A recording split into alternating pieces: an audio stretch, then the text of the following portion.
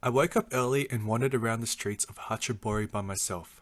The streets are quiet and peaceful in the morning, with not many people in the streets, a striking difference between the hustling nightlife of Japan.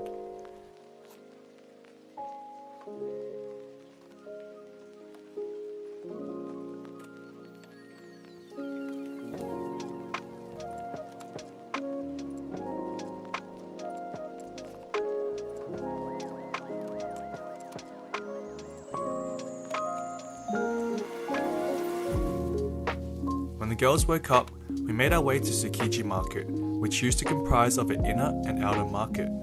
The inner market is known for the famous tuna auctions, which now has moved. The outer market is the home of fresh seafood restaurants and other Japanese delicacies. This here is a sea snail, grilled and bathed in soy sauce. The entrails are bitter, but the meat is umami and chewy.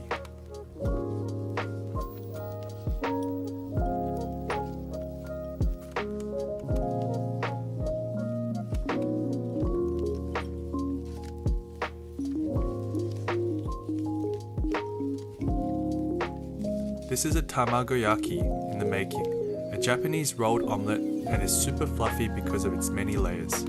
It's soft, warm, and has a sweet taste to the creamy flavour when you bite into it.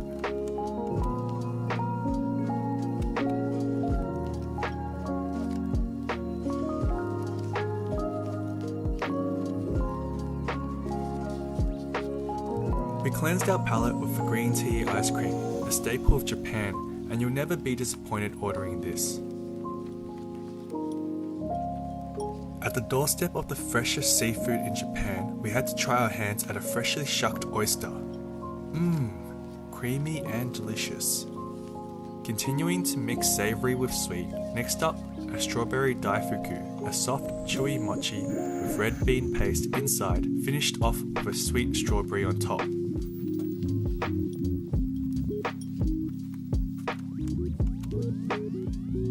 These juicy scallops are next in line. Grilled and blowtorched at the same time, you know they're thick when they're squirting juices like this.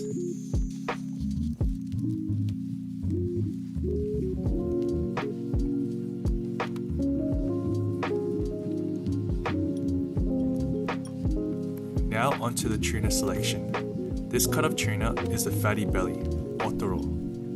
It's so rich in fat it feels like eating butter. And it's not every day that you see a fish head bigger than a human's torso, but good on them for leaving no parts wasted.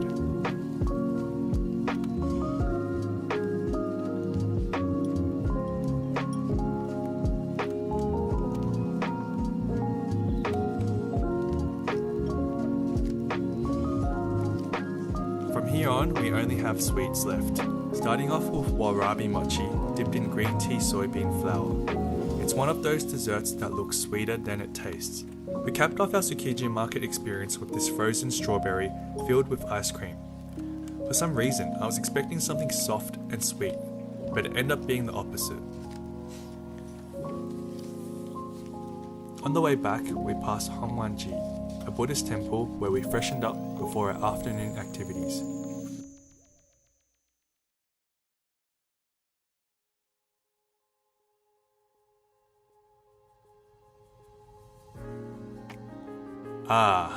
Akihabara, the land of my fellow weebs.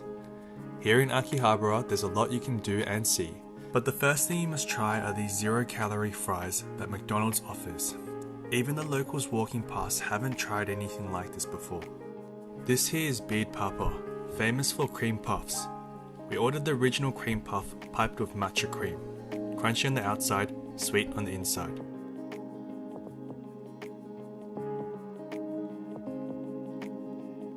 We wandered around in search of what weebs do for fun here, and stumbled upon a department store, Yodobashi Akihabara.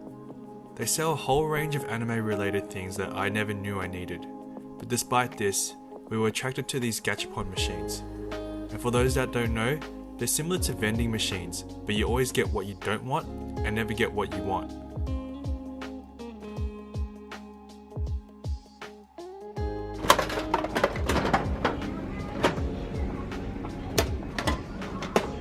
We got the ugly one! Don't worry, Anita. I know what it feels like to get the ugly one.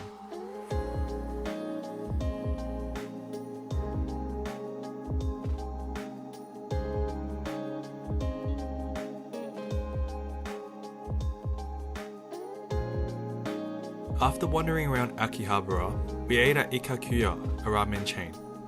I ordered a ramen. The broth was creamy and the thick noodles were chewy. Another ramen shop better than Ichiran.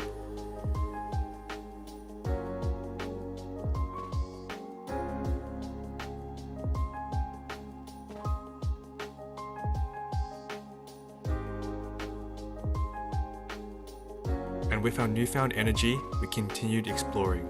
Exploring for food, that is.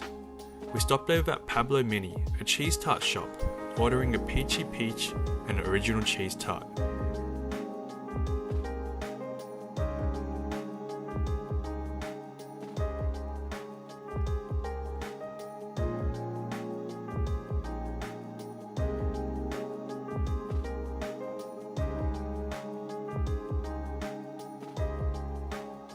And to end the day off, we headed to Maricar, a go-kart experience where you can dress up in your favourite Mario character whilst driving on the streets of Tokyo.